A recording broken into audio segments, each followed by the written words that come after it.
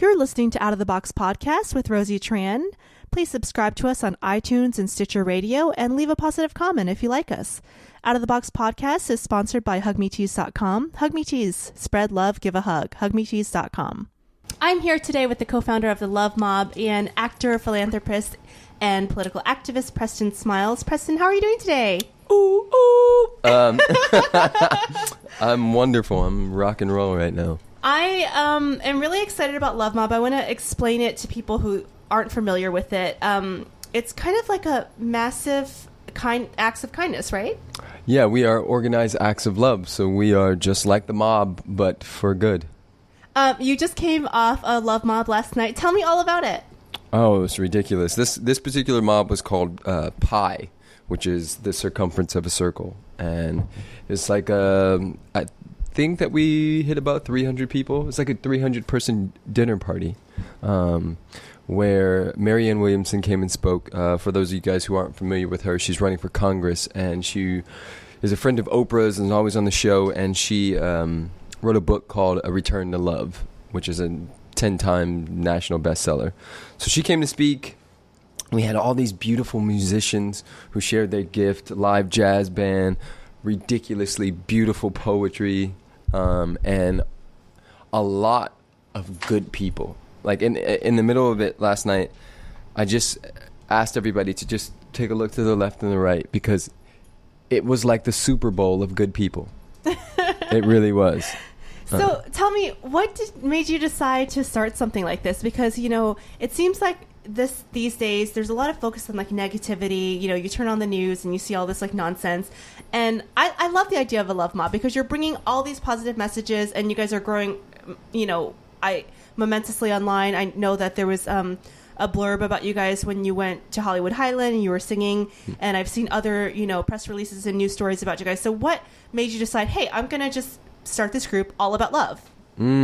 Yeah. I think it's the same reason why you're doing this podcast, and the same reason why people decide to operate in any sense or form or fashion. It's because we must. You know, in this life, you only get what you must and not what you should.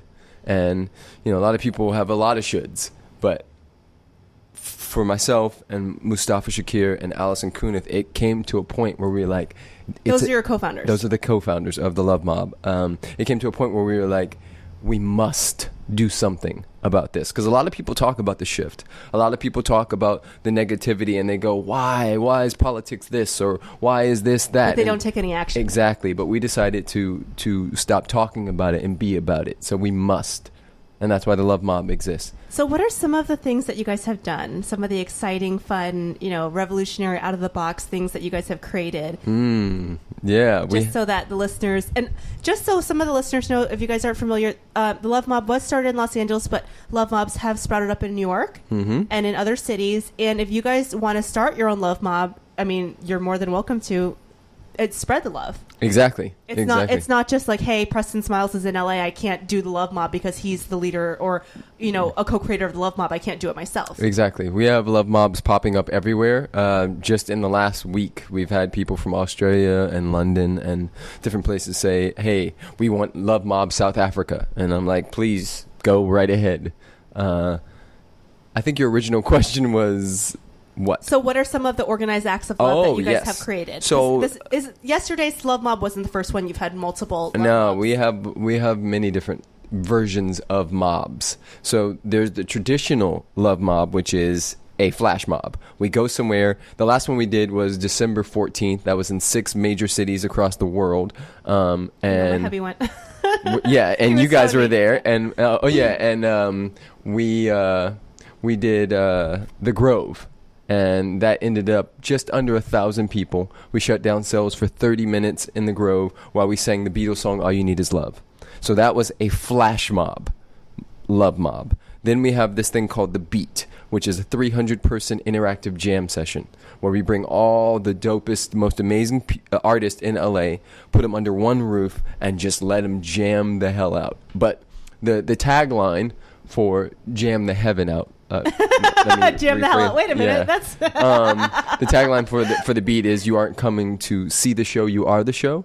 So everybody's involved. Whatever song we're singing, whatever's happening, we do about 12 covers. Everybody's a part of that. And then we attach a charity to what all the proceeds we get from the night, which is we usually charge like $11. We give to a charity. So you're raising money, you're raising awareness, and you're having, it's an all-inclusive and raising group. the frequency. You're raising the frequency and the consciousness of the way people are thinking. And it's not just like you have to be in a certain group. Everyone's included, right? Anyone can join or be a part of it. Now, how are you guys communicating? Because I know with the Occupy movement, and I'm not comparing you guys to Occupy, but I'm just, because you guys are a large, massive movement. To keep things organized, people would yell different phrases or communications. How are you guys organizing? Because to have 1,000 people go and do something kind of synchronized, that's like a lot of effort, right? It is. It's totally a lot of effort. And it's what's interesting is we've done all of this with no money. All the money that has been spent has come out of our personal pockets.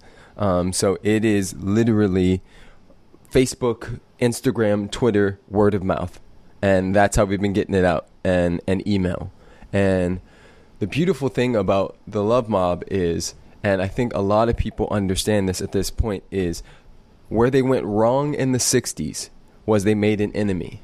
And the Love Mob has no enemies. So what do you mean by that? So in the 60s they said, exactly. The system, whatever. Right. In the 60s they said, it's us versus the man. And for us, we realized that as soon as you make an enemy, then nobody wins. So instead of trying to beat them, we just raise and lift our vibration and become one voice to a point where it's undeniable, where we create a new category, where love is a lifestyle now.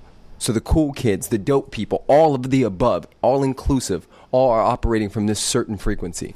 So let me see if I can clarify this in a different language or a different communication. So you're saying that in the 1960s, they had a style of, it was a peace movement, it was a love movement, but maybe by saying, hey, we're against the man, we're against the system, they were creating some type of resistance, or there's something wrong with society, or there's something that needs to be fixed. Whereas you guys are saying, hey, this is how it is now, and we're going to love it, we're going to accept it, and we're just going to take all that negativity and not even acknowledge it, just raise the level onto a higher level of thinking. Is that kind of what you're doing? Yep. Choice. We're choosing. And what you resist persists, and what you look at disappears. And what I mean by that is in the 60s, because they resisted, it just kept coming back based on law of attraction. So the more you say, I hate you, I just place that in here. If I say, I hate you, Rosie, you are now in that negative exactly. Energy. Yeah. And now that lives in me. That's kind of like, Mother Teresa talked about it. She said, I won't go to an anti-war rally, but I'll go to a peace rally. Because by saying, hey, that's my enemy, that's something bad, that's something, you're kind of, like you said, drawing attention to it. And you guys don't want to draw attention to all those negative things. You just want to focus on the love. Yes. Nothing to heal, just to reveal. So I believe that there's only one. And in the consciousness of oneness, you are not separate from me. Nothing is separate from the one. I'm really glad that you brought this up. Let's talk about one love, because I see a lot of people, on Twitter or other people saying one love, hashtag one love, or people saying one love. And I think that a lot of people have a very general idea of it, because, so for example, the concept of the law of attraction. I hear a lot of people being haters. Well, if the law of attraction is true, then are people that are starving in Africa, are they attracting negativity? And people putting all this negative energy on the law of attraction, basically non-believers. And I had a hard time myself, because I believe in the law of attraction. I had a hard time myself explaining it, because I said, well, I would try to explain it to people and I would get really confused. And then I listened to an audiobook called it's Brent. I can't remember if his last name is Moran. I'm totally blanking right now. All good. But he has a book called, I remember what the book's called. Unlock Your Inner Millionaire, right? But he doesn't just preach, financial. He talks about a personal relationship, attracting positive things in your life, attracting finance, and also attracting love, etc., etc. And he goes into the law of attraction on a very deep scientific level, where he uses a lot of facts instead of just saying, if you think about good things will happen. And so that brought a higher awareness for myself, even though I already believed in the law of attraction, but I was able to explain it to people who maybe were a little bit more naysayers. So I want to talk about One Love with you because I really have a really deep understanding of One Love. And I think some people, they just think it's a bunch of hippy-dippy nonsense and they don't understand the actual concept of One Love. So I'd like to discuss it with you because I like to bring people on the podcast that are kind of thinking the same way I am, so that because I want to explain some of my concepts, because sometimes I'll say, like I said, law of attraction, and people say, oh, well, that's just a bunch of nonsense because they're not understanding it on a deeper level. So let's talk about One Love because it's a really, really interesting and very not just spiritually and emotionally true thing, but it's actually scientifically proven on so many levels, and it drives me nuts when people say, oh, it's a bunch of hippy-dippy nonsense, or oh, you're just a California hippie, or you're just into new age. You know what I'm saying? Like, you're just into new age nonsense, Rosie.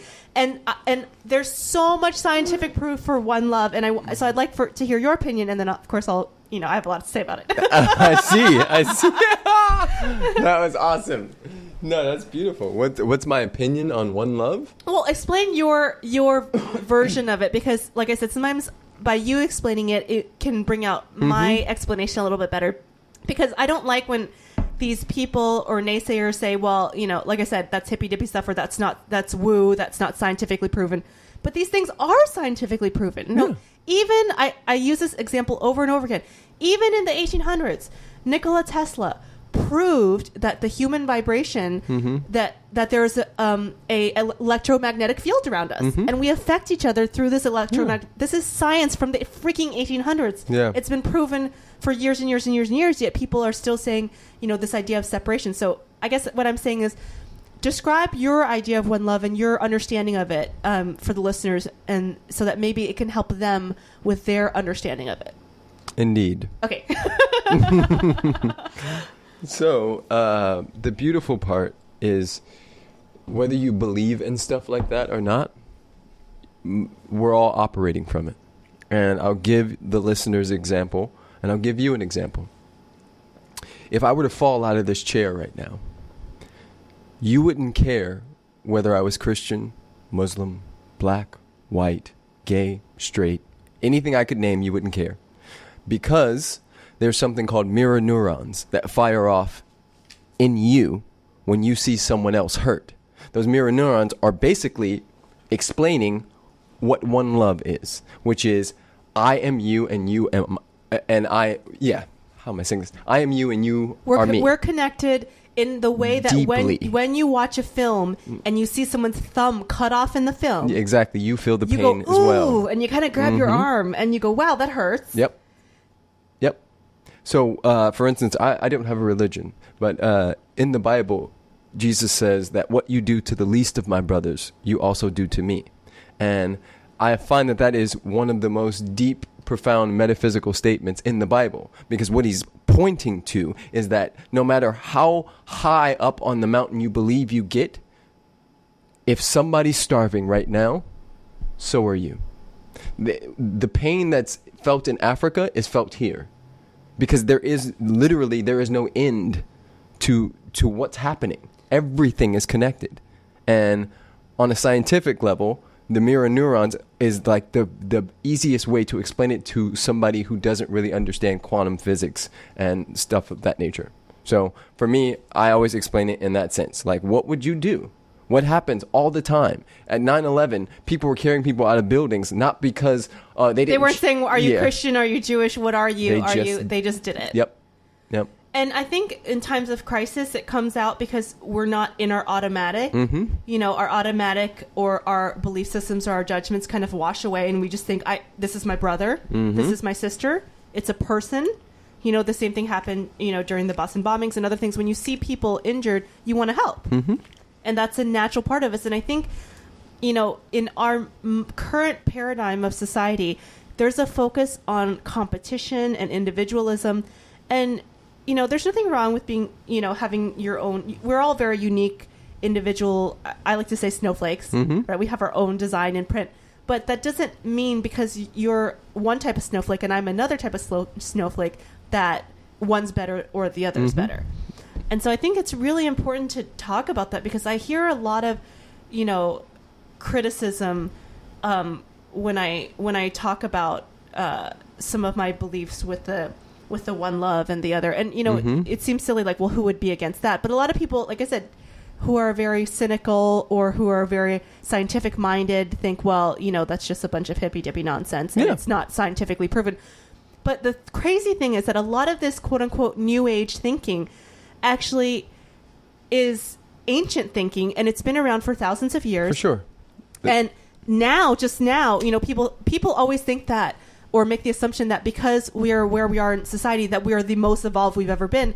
But the science is now just catching up to the things that have already been here. Yeah. They're just can't even explain what's in the ocean, let alone what's happening really in the human body. And it's not to discount science, but, a lot of people take science as fact. Pure fact. And they say, well, this is science and this is why I'm atheist. And I'm not promoting any specific religion, but I'm saying don't discount knowledge that's been out there for thousands and thousands and thousands of years. Especially on that sense, because science can only go so far. And where it gets to is if I break you down and I break you down and I break you down under a microscope, and I just keep breaking you down to the very last compound, there's nothing there. So then what are you? There's a point when science hits and goes, what do we call this? And Preston's doing question mark with his hands. Yep. they call it they call it like Fox PF52 or something like that, which is basically the end of how far their microscopes can go. At that point, it's just spirit. And if you're not that shell that you're in, then what the hell are you? But even beyond the actual, physics of my physical body and biology of my body, I'm talking about things that, for example, yoga. Yoga is a practice that has been taught for thousands and thousands of years. And,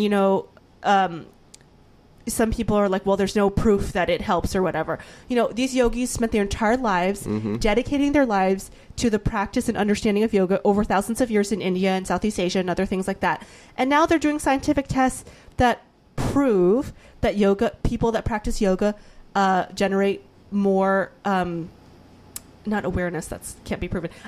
They generally are more relaxed. They generally are more peaceful. They tend to be less angry. So that's just a scientific fact backing something that was known since ancient times. Exactly. The same thing with meditation. Meditation, I'm not into that. And even prayer. I have people that say they don't believe in the power of prayer. Well, whether you believe in prayer or you don't believe in prayer, there's scientific proof that prayer works. So, for example, say you're atheist and you close your eyes every day and you pray and say, hey, dear Lord, whoever, I want to reach my goal of running 5 miles.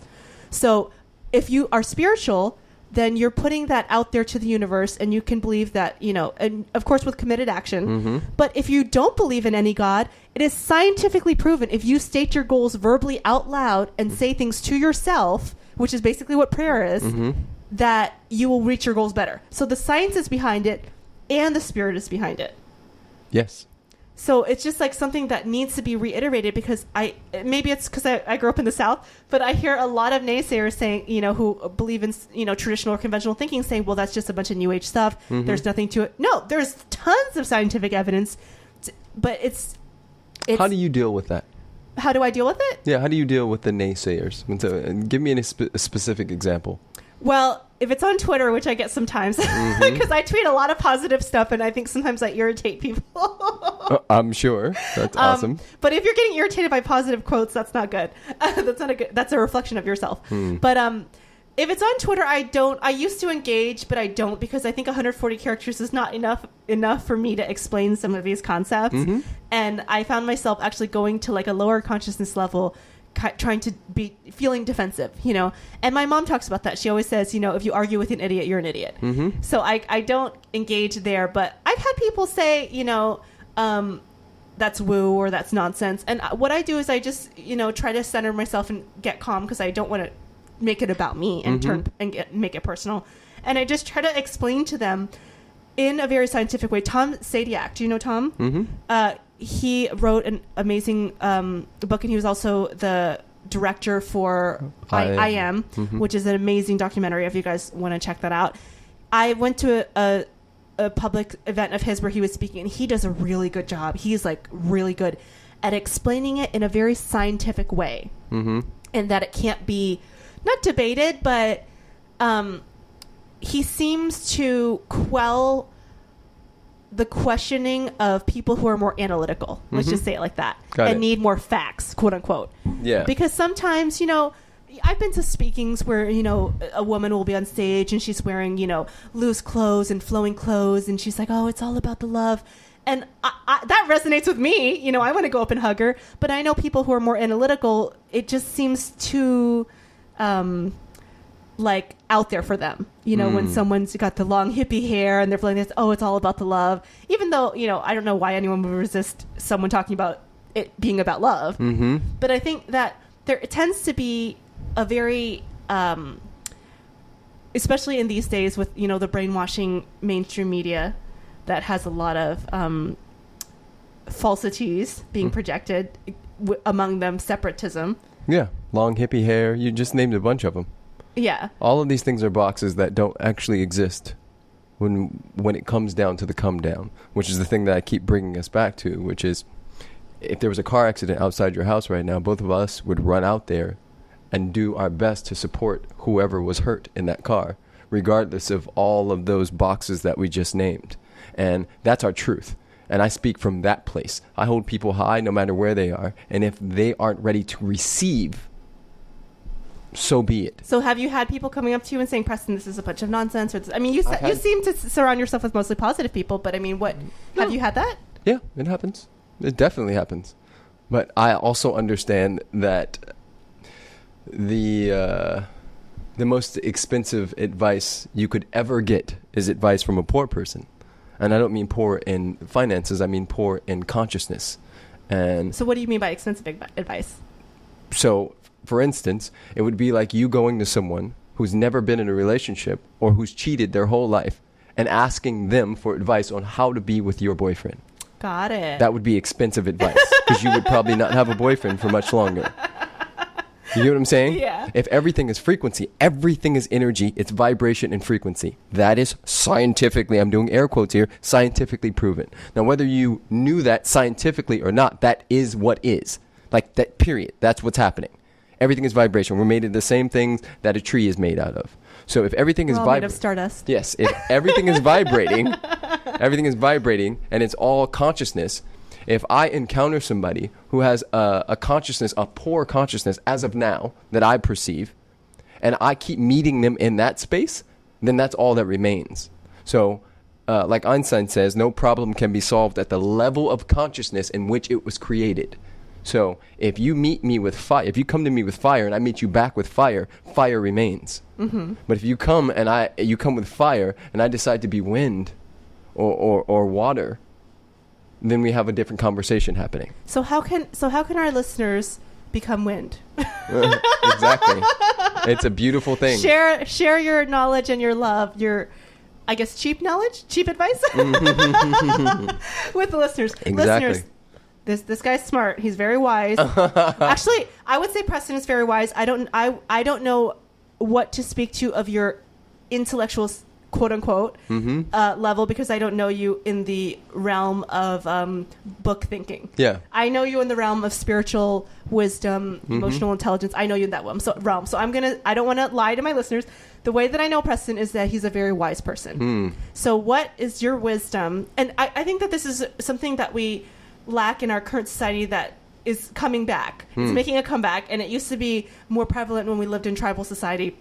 Was we had our wise ones, and we would go to our wise ones, and they were usually a lot older. And I think in our current society, there's this emphasis on this, youth lifestyle, and maybe some of the knowledge of the elders is not as respected. Oh, there's Mitzi giving her canine perspective.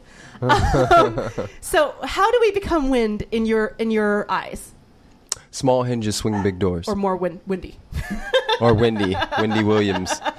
Everyone, and wherever you're sitting, if you're in a home, look over to your door right now and notice the small hinges that hold that giant door. As we operate in life, everything is a practice. Aristotle says that excellence is not an act but a habit. And we have to get in the habit, in the practice of doing small things daily. So if I pick up a rock and I move it up and down over and over again, eventually my bicep is going to get bigger and bigger and bigger. It's a muscle. And we're training our consciousness. So when someone comes at you with fire, don't expect to be perfect all the time. Just do your best. And here's the key right here. If you get nothing out of this entire podcast, I promise you, this one thing will be worth 10 years in gold.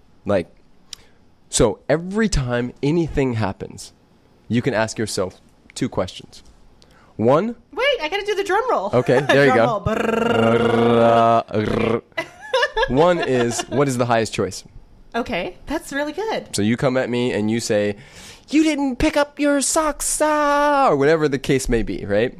And I could go, you didn't pick up the mail yesterday, or whatever that is, because that's what happens. That's People, coming from defensiveness and exactly. anger. And, fire. Yeah. Or I could say, because stillness, that is one of the best gifts we've ever had, and most people don't use it. We just react so quickly. Everybody's so quick to talk. I promise you, if you just sit still for a second, right? Somebody comes like, me, take a breath. Where am I at in this? Is that true for me? First of all, you got to ask yourself, is that true for me? If I come to you and I say, you know what, Rosie, I think you are a bitch. And I think that you have an attitude and that you talk really fast and it's annoying. And all of that just is like, what? That's stupid. No, I'm not. Right? You see that laugh? That didn't land for you. That means you don't own that. Right? So if that didn't land for you, then you get to ask yourself, oh, I see. Preston's hurt right now. And he wants me to be hurt like him. He's hurt. And he's responding from hurt. This isn't about me being a bitch or my attitude or talking fast. This is about the fact that I didn't call him 3 weeks ago like I said I would. You see what I'm saying? It's like when you when you and your spouse, I hear this a lot from couples. You guys are, you have unsaid issues, and then you say, honey, can you take out the trash? And he flips out. And this is not personal experience. It's not the trash. Yeah. It's not the trash. And he's like, you always tell me to take out the trash. Yeah. And we hear this a lot in married couples, people who have been together for a long time, where, the little things start to wear away. Well, it's not the little things. It's something deeper underneath. And, I like to talk a lot about psychology. And I had a friend of mine say, Rosie, sometimes it's not always deeper. It's like, it's always deeper. It's always deeper. I don't care what you say. It's not about the trash. It has nothing to do with the trash. And if you keep your mind and your eyes open and you really look, what's underneath that? What's underneath? Well, what bothers me about that? This stuff really works. It really does. works. I'm sorry, people. I've done it. I've done the work. Preston's done the work. If you look underneath, doing and you keep the work, looking underneath. Yes, I've done the work, and I continue doing the work on a daily basis. And God or whatever slaps me in the face, and I go, very funny. That happened to me the other day. I was being really judgmental towards my mom, and my girlfriend, who is amazing and always calls me out, told me, you're being really judgmental about your mom.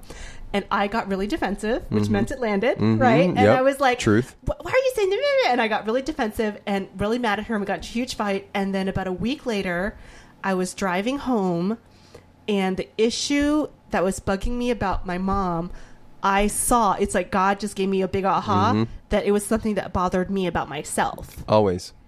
And I called my girlfriend up. I was crying, and I was like, Ashley, I love you so much. You're my girl. You always got my back. Because it takes huevos for her to call me out of my shit. It's like she's a real girlfriend. That's a true friend. That's a true friend, because she wasn't afraid. She was seeing me, wants to see me or sees me as my highest self, like you said.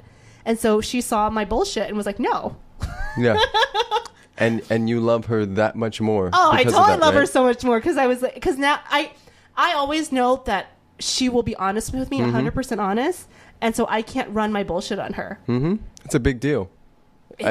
All you listeners out there, take heed of that. That's a big deal. Being authentic with your friends and family, you gain so much more when you hit people with the truth or with your truth, and you just are authentic. We don't care if you're perfect all the time. That's one of the issues we have in the society, is everybody wants to be perfect. They take 70 pictures until they put the right one on Instagram. And then they Photoshop it. Exactly. It's all about being perfect. And reality is, the best moments, like I was coaching a friend. I have a coaching practice, and I was coaching this particular guy about his music. And he was saying, well, that key and that note wasn't perfect. And I said, let me show you something. And I played a bunch of YouTube videos. And I said, when was it in these videos that you felt the most connected? Oh, it was when they were getting nasty, when they were getting down. Yes. That nasty is the thing that connects us all. When people just get raw and dirty and you just like, ugh, that energy of it. That was Janis Joplin. Yes. That was Janis Joplin. You don't have to be able to sing that well. If you can just connect, mirror neurons fire off and we go, yes, whatever she's feeling, I'm feeling it too. Oh, give it to me. Well, it's just like with stand-up, because I do stand-up, and a lot of comics I know, they make up jokes. They just make up jokes, and they're not real. It's not based on reality. Mm-hmm. Well, 98% of my material, I would say 98% because it's not 100%, is based on my real life. Mm-hmm. I used to do just jokes. I did not do authentic material. I would just write jokes and tell jokes. And I remember the first time I did an authentic joke, it was about my brother who's gay. Mm-hmm. And it was so hard for me. It was so freaking hard. I'm like, oh my God, I'm going to have to talk about my brother and he's gay.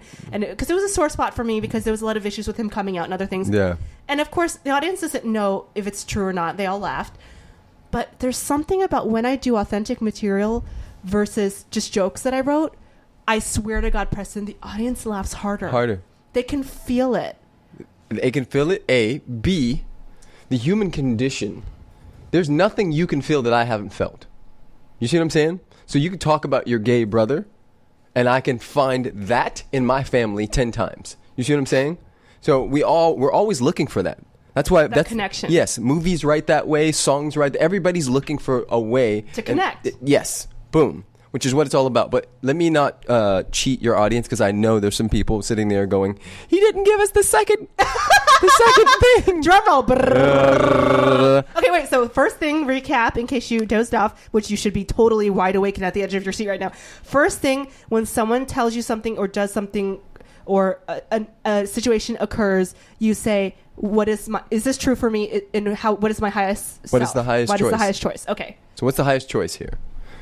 The second question, which is the most important question in the history of the world, in my opinion. I wrote a Huffington Post article just about this in particular, which I do write for the Huffington Post if any of you guys are looking for any of my stuff. Preston does everything. He's a ///. Yeah, so if you type in Preston Smiles Huff Post, it'll pop up. But I wrote an article about this particular question in general because it is the most powerful question in the world, and that is, what would love do now? What would love do now? So, Rosie, you just slapped me. What would love do now? And keep in mind that I don't believe that love is always roses in the park. It's not all smiles and skipping. Sometimes love says, sit your down and listen to me right now. Or sometimes love says, Rosie, you're being really judgmental about your mom. Exactly. Boom. That's all you felt, right? And she loved me. Totally. She loved me because she wanted me to see that about myself, that I was doing that. Mm-hmm. Yep. It's the same reason why Michael Jordan had a shooting coach. It's the same reason why anybody who's doing anything in the world has a coach. Anybody who's doing anything big has coaches. They have a team because they can't see everything. They're called blind spots. Exactly. They cannot see everything. And I don't care how much work you do, there's still going to be places where you're like, oh, I didn't know that about myself. Boom. And you can't heal something until you know it, until you can see it.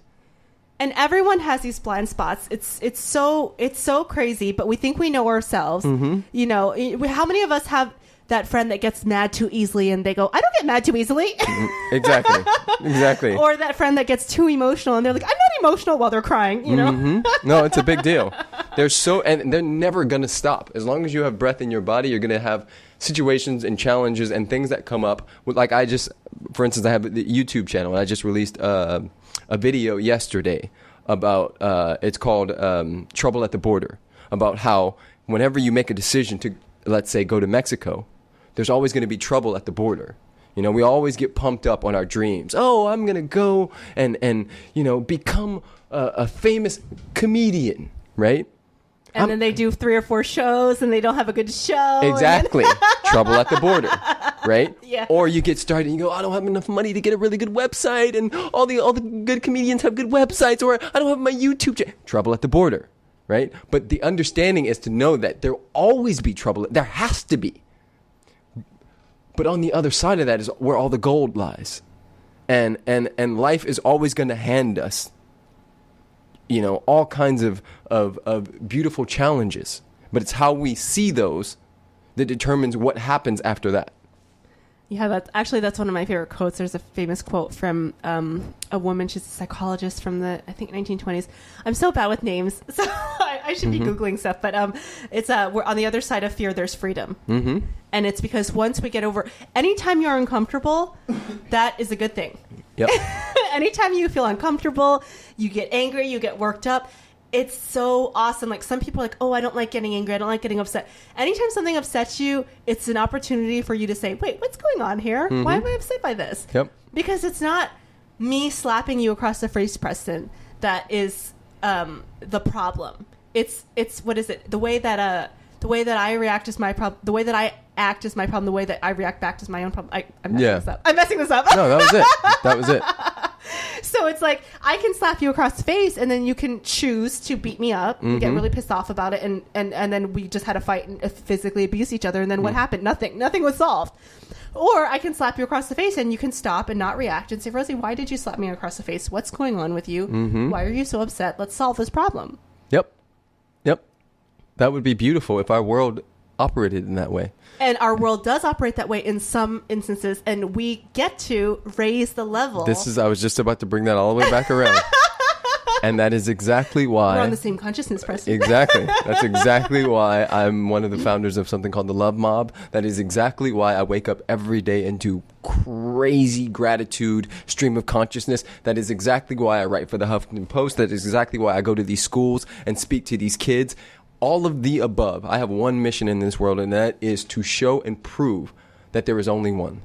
That all of these ideas, whether it's I'm going for the Broncos and the Seahawks, or the Christians and the Muslims, bull, BS, all of it. All of it is belief system. And if we can switch our belief system back, because we won't have a planet.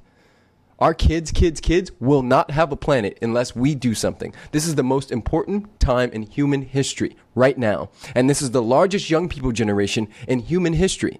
There's never been more people under 25 ever. So it's up to us. And myself and you and anybody else, as they say in the Bible, with those with eyes to see and ears to hear, let them speak. So when I get a chance to go on anything, like literally, I just got a call earlier today from this kid, Mike Posner, who is this huge, every video he has on YouTube has 23 million hits on it.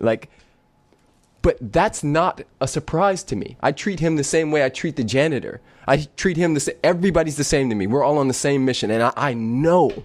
But I'm assuming you treat the janitor very well. I treat the janitor awesome. Because no one's on a pedestal for me. If I met Obama, or if I met, a crack addict, I'm going to view them the same way. With the same love, compassion, etc. That is nothing but God standing in front of me. That's how I view it. And that's what we got. That's, for me, it's a must. It's a must, not a should. That is very, very powerful right there. And what I also want to talk about this because... a lot of people, you mentioned this in the beginning of the podcast, will sit and complain and say, well, I just don't like how things are in politics, or I just don't like how the financial system is. It's really corrupt. Mm-hmm. And they sit and complain, or they'll go on, online message forums and complain or whatever. And you're saying, hey, you can do something about it. Maybe you can't bring down, the world global economy and rebuild it, but you can do something little. You can do a step. You can pick up a rock for today. And maybe if you pick up that rock 100 times in your lifetime, and you teach your kids to pick up that rock 100 times in your lifetime. While I'm doing it too, and Rosie's doing it, and all of us are doing it. Oh yeah. Then things are going to make a huge global shift. And I think that's happening already. Mm-hmm. Like you said, you started the Love Mob. There's Love Mobs forming in other cities. And this is a new thing. You started the Love Mob 1 year ago, right? Mm-hmm. I was going to ask. So, and now they're sprouting up all over the place. There's online communities of people, not just Love Mob, but other things of positive thinking all over. Transformational thinking and transformational religions are sprouting up everywhere. And I just think that it's really important for people to, one, be in community, because we are connected, but sometimes it doesn't feel that connected when you're kind of in your living room by yourself typing on your computer. And it's important to meet up. And that's huge. That's why, on my spiritual journey, on a kind of separate but also connected note, I was atheist for a while, and then I became very spiritual, and I thought, well, I have a personal relationship with God. I don't need to go to a church. I don't like organized religion. And it wasn't that I didn't like organized religion. It was that I hadn't found a space or a place where people were like-minded. Mm-hmm. And, I think a lot of people grow up in very traditional religions or conservative or conventional religions where they don't really feel connected, and so they just go, well, religion's not for me. Yeah. And I think it's very important to, maybe if you're not religious, but we have an emotional intelligence. There's a physical intelligence, which is being in shape and being healthy. There's mental intelligence, which is, reading books and learning information. And then there's spiritual emotional intelligence, which is very, very, very important. And I think that thrives in community. Mm. You can't be spiritual by yourself, but when you're with a bunch of people and you're doing something good for the world. That's our nature. Yeah, that's our nature. We're social creatures. We have those mirror neurons, like you said. That's our nature. And so it activates something. And, I've done group activities where I have done, psychedelics. I've admitted that on the podcast many times. I've done psychedelics. I've done mushrooms. I've done all sorts of things. I have also done community service events, group events, things with transformational, like-minded people, and felt, I am not kidding, the same just as high, physical high, physical, as being on an altered substance. Yep. That's why people come to love mobs. I got at least 100 messages just today about that. It never stops. That's my phone's been going off since I even got in here, because people leave these. We don't serve alcohol. We don't do anything at our events. It's literally, you're going to get high on love. You're going to get high on people. And I 100% agree with that. I also have sat in many ceremonies and also sat in a meditation by myself in the middle of India and been like, holy and cow. Felt the same exact physical experience. All of the above. And the reason is because this is also science, is that when you take a psychedelic or a drug or an alcohol, it's only the neurological electrical signal is only what your physical experience is only there because it's inside of you already. Yeah, it's already there. And so the drug or the alcohol is just pressing a little button in your brain that makes you experience that. And, I've heard a lot, I've done a lot of comedy shows for AA groups and NA groups and other groups like that. And people say, oh, well, that's a bunch of baloney, or, I was a love addict or I was a drug addict and I was addicted to that feeling. People, you can get that feeling naturally. Mm-hmm. And actually, if you're doing the overload of drugs and the drinking, you might burn out those receptors and then you won't be able to experience them naturally. Yeah. So it's really important for you to be doing communal activities. Big time. Big time. So, are you planning already for the next Love Mob? We are. We actually have one on Monday, but it's limited to 50 people. Give us a little hint and some future glimpses into some of the other. But we do have another Love Mob at the end of March. It is called Detox, and it is. I'll explain it like this: it'll happen in a space. There'll be a DJ setup, one giant open space. A sound bath, like gongs and things of that nature. And as soon as you walk in, the only rules are you can only laugh, dance, scream, or cry. No talking. No talking. Oh my gosh, I'm excited about this one because I love dancing stuff. I've done trance dancing and other spiritual dancing, and I'm excited. So we're taking that and putting our own twist on it. So that's happening at the end of March, and then we'll have... we'll let April be what it is because of Coachella and Lucidity and all the other beautiful events that are happening. And these events are growing, by the way. Speaking of human consciousness, these events are growing and growing and growing by the numbers to the point where last year Burning Man, I think, was the largest it's ever been in the history of Burning Man. I tried to get my tickets today and they kicked me out. But I'll get them no matter what. Burning Man's amazing. Everybody and anybody. I'll take my grandmother to Burning Man if I could. Like, everybody should go to Burning Man. Seriously, everybody should go to Love Mobs as well. So if you are out there, go to the lovemob.org or / on Facebook, the Love Mob with and the. I just want you people to know wherever you are that you can create your own Love Mob. Boom. If you're living in a small town and you're thinking, oh gosh, who the heck is going to do this with me? This is so stupid. Get those negative conversations out of your mind and just start creating it. Did you, when you started creating it, did you think that it would grow this fast and be what it was? No clue. No clue. But see, my viewpoint is I don't have to know. I just have to know the knower. So I do believe in a God. I do believe that God is in me as me is me. And when the vision came through about the love mob, I was clear, like, oh yeah, let's go. It's on. But I didn't know that it would be this. No. But we just have to tap into the source. Well, let's talk about trouble at the border. Yes. Because you said whenever an idea comes, whenever something comes, there's trouble at the border.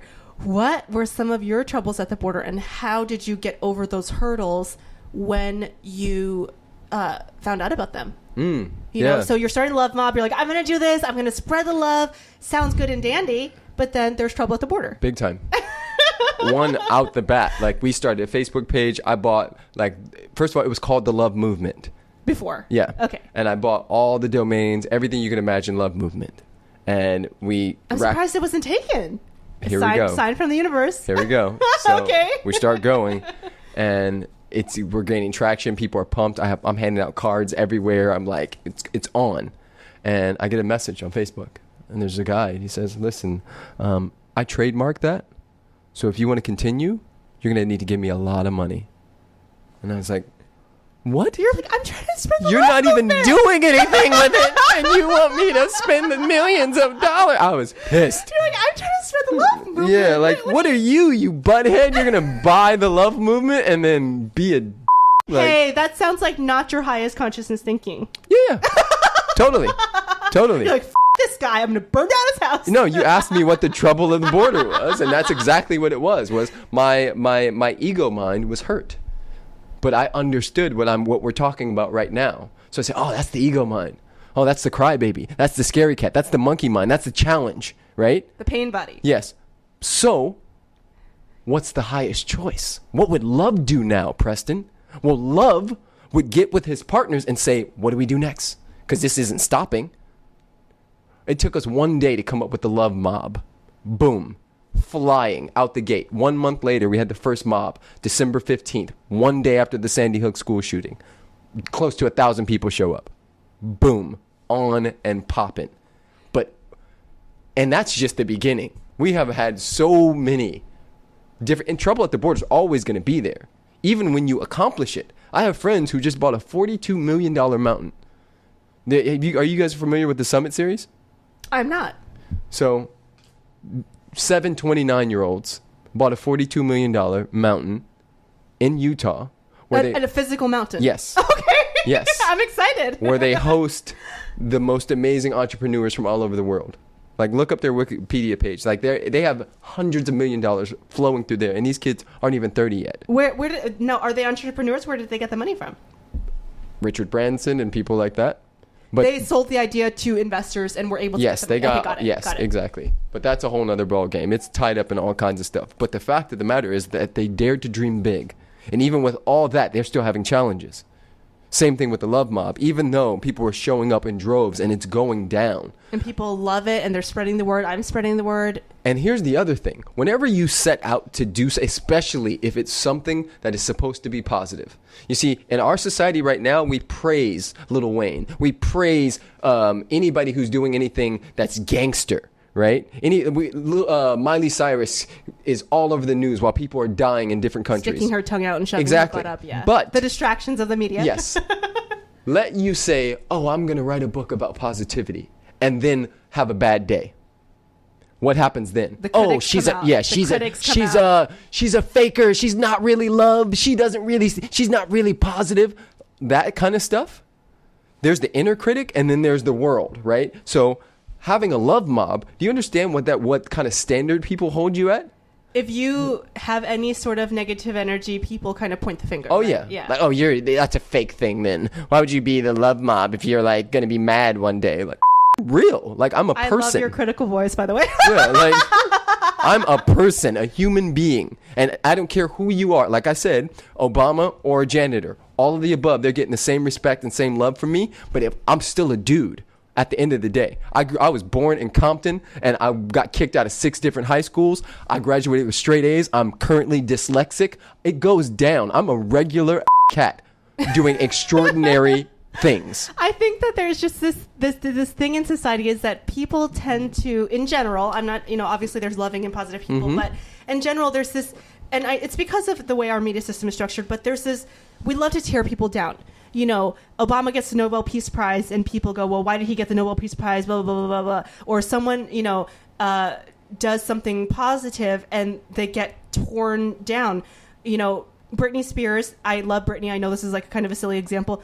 She was out there performing and dancing a couple months after she had her kid. Mm-hmm. And people were saying, oh, look how fat Britney is. She just had a freaking kid. It's like, what is wrong with you people? She looks better at 32 or however old she does than, half of America. America is a country of overweight, unhealthy people. Mm-hmm. Yet these people are sitting there judging, saying, well, look how fat Britney looks. Well, she just had a kid. Let's come with some compassion. Mm-hmm. And, I get that too. I preach a lot of positivity, a lot of new thought, open-mindedness, progressive thinking in my podcast. And, I just had a religious spiritual leader on who was amazing. And I had, a negative, we call them trolls. Troll, messaged me saying, well, I love this guy. He's great. But, the host was annoying. She didn't know what she was doing. He basically put a little paragraph of criticism. Mm-hmm. Yet he's saying he loves this spiritual religious leader. And on the podcast, the religious guy was saying, practice non-judgment. Yeah, exactly. Don't be a that's what he said. He said, whatever your religion is, don't be a mm-hmm. And yet this guy is saying, I'm a huge fan of this religious leader. Yet he was sitting there criticizing me mm-hmm. in a giant paragraph. It's like, dude, you're not doing what... It's like you're saying you believe this in this, yet mm-hmm. you're not doing it. Yeah, now here's the challenge. Here's the challenge for you. Yes, tell me. I'm ready. What would love do now? Oh, well, love has been doing it. Love has been... just pushing forward with my positive message. Mm-hmm. And, I had my lowest common denominator reaction, mm-hmm. right? So I got this negative comment. I got really, really upset. And I was going to, because the guy tweeted at me and he messaged me. He messaged me like 3 times. He was trying to hurt you. Yeah, trying to hurt me, right? Yeah. And so my lowest common denominator wanted to immediately tweet back at him and say something really mean and do something really awful. Fire and fire. Yeah, fire and fire, right? And then I was going to do something to his car. I don't know. I had all these do something to his car. Yeah, no, not his car, but my mind started spiraling and I was like, well, what if blah, blah, blah. And I did go into lowest common denominator. Mm-hmm. And then I said, you know what? It's not worth it. Mm-hmm. It's not what is it? It's not going to solve anything. It's not going to do anything. So my husband was actually saying that I should have retweeted him or tweeted at him something really positive, mm-hmm. which I didn't do. Because my husband was saying that, Andrew was saying that there's this guy, I guess there's this guy in Jeopardy right now who's like pissing everyone off because he's like, I don't know what's going on, but there's this guy on Jeopardy and he's pissing everyone off or pissing a lot of people off by the style that he plays Jeopardy. So people have been sending him a lot of messages and the guy always sends positive messages back. Yeah, that's his way. But that's his way. Let me just... Okay, I'm going off on a tangent. Bring a couple things to your attention. One being, if you did, you place it there. So remember, what you resist persists. So if you respond positively, you're still engaging in it. Got it. So, but that's okay if you're clear on that. But you're still engaging in it. Here's the other thing for all of us, and this is a lesson for you. This is a lesson for me. And this is a lesson for anybody who's listening. So much beauty happens every day. Since we've walked in here, my trillions of cells have been crip walking all through my body, having a great time, right? It's been beautiful. Your dogs are over there having an amazing time. They're relaxing. And exactly.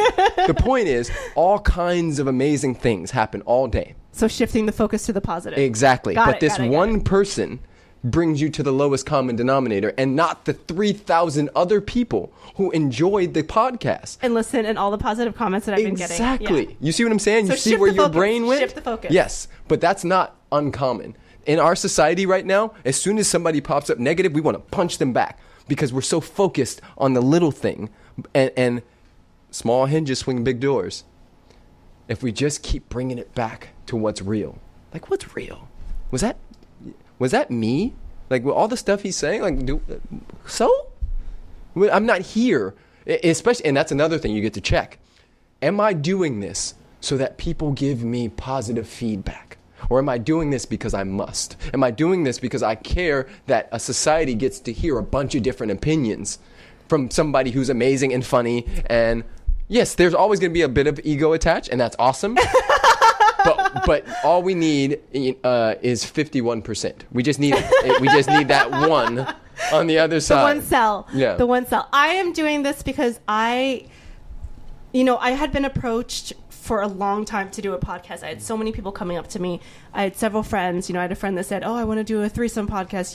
Me, it was a guy, me and 2 other funny girls. Mm-hmm. And I'm like, it doesn't feel right.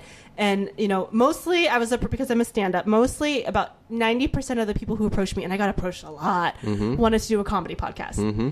And comedy is really important to me, and stand-up is really important to me, and it probably consumes 80% of my life. But the other 20% of my life is in this world that I am so passionately in love with, and that's the world of transformational thinking. Mm-hmm. Most of the guests, I know you mentioned Marianne in the beginning. I've had Marianne as a guest on my podcast. Mm-hmm. I've had, spiritual religious leaders. I've had political leaders. I've had, I just had, my last episode was a pro-sex feminist. I listened to that. Yeah, and I've had people from all walks of life, and I want to bring different perspectives than is what in the mainstream, and I want to bring every guest that I have, regardless of who they are, I try to bring on people who kind of have that positive transformational edge to them. I really try. I've had a lot of people want to be guests on the podcast. I've had recommendations for guests on the podcast, and the people, they don't vibe with my consciousness level. My husband was making fun of me. He said, "What are you just doing this podcast to like spew your way of thinking onto other people?" I'm like, "Yeah, kind of." Yeah, exactly. I want to find people who are like-minded and who are preaching a similar or positive message and bring it to as many listeners as possible, because that's my rock that I pick up every day. Yeah. Awesome. That's beautiful. And then my little bit of ego is like, can you guys please leave positive comments on the website? Can I get likes? And can you retweet me? And can you hashtag me? And can you like... Because it helps. It helps bring the message. It's a big deal. And if you're sitting there watching Fox News or CNN or any of the mainstream, all you're seeing is bombarded with negative messages, 90%, and then 10%, a cute story about a kitten getting saved from a tree. And I want to bring the reality of the world, which is that there's people like Preston Smiles out there giving his heart every single day. There's people building community gardens in the hood. There's people, helping each other. There's people after, a situation like Boston bombing or Sandy Hook, there's people coming together, and the love and the positivity and the goodness is way more than 51%, baby. Mm-hmm. Oh, yeah. And I want to bring awareness to that because, there's this idea that things have to be a lose-win. Yeah. Mm-hmm. And it's just not true. So that's why I do it. Beautiful. Awesome. That's amazing. Why do you do the love mob? Because you must. Because I must. Because I live by the creed that love will find a way. Everything else will find an excuse. Now, were you always like this? Because you're telling me I grew up in Compton. I'm dyslexic. I, moved from school, whatever. When did this epiphany or this truth become part of your soul and your well-being and your consciousness? Yeah. Well, I believe we have these soul contracts. Like I was destined to do and be all that I am right now. I do believe that. But I do also believe that this life is about choice, not chance. And I could have taken many roads. And listening to intuition, and I'll tell this one particular quick story. I was 15 years old. Some friends came over to do what we always do, which is get in this blue Astro van with my buddy Rudy and Scott, go drink alcohol, smoke weed, and be stupid kids. And they came over, and for some reason, my intuition said don't. I didn't know what intuition was. I was 15. But something was like, don't do it. I was like, no, I'm going to stay. Oh, you going to stay? You going to be a Yep, I'm going to be a I'm going to stay home. All right, cool. Within an hour, everybody in that car was shot. My best friend Scott, who I would have fought over the front seat with that night, because that's what we did every day, was shot in the head and died immediately. And that was one of those moments where I was like, why am I being saved? Why, time after time after time, when I did the same crime that my friends did, that I didn't get caught? Why is this happening? Why is it that I keep getting moved and put in positions? Why am I well-spoken? Why am I beautiful? Why am I all these things? Well, I get it now. The universe needs me. The universe is using me as a tool like it did Martin Luther King and Gandhi and Mother Teresa. But it's not just me anymore. It's not just one of us. It's a bunch of us. So that's why. That is very, very powerful stuff right there. And you guys, wherever you are, you can also be a love mob. And I'm not just saying love mob in the literal sense. I'm saying in your community, wherever you are, if you're sitting around complaining, saying, oh, this sucks, society sucks, et cetera, et cetera, et cetera. Great, it sucks. let's move on. Yeah, now what? Now what? You think it sucks. How can we fix it? Because what else are we here to do? Right? We're not here to be, to go to a job. We're not here to be just, insert box. And when I say that, I mean being in a box, being defined as, well, you're a black male Preston from Compton. That's all you'll be. You're exactly nothing. And you're saying, no, I'm not part of this box. This box. I'm going to be part of an international global movement of love. And Preston, is there, not to demean you or say that there's nothing special about you, but is there anything special about you? Do you have superpowers, or are you just a normal dude? I'm a dude. You're just a dude. I'm a dude. And I'm just a girl. And, whoever, if you're sitting there saying, well, who am I to do this? Like Marianne Williamson says, who are you not? We are going to wrap up. Preston, what else is going on? You have so many projects going on. Promote them. Let me know what's up so the listeners can follow you. It's super simple. At Preston Smiles everywhere you look. So if you put at Preston Smiles, I write for the Daily Love. I write for the Huffington Post.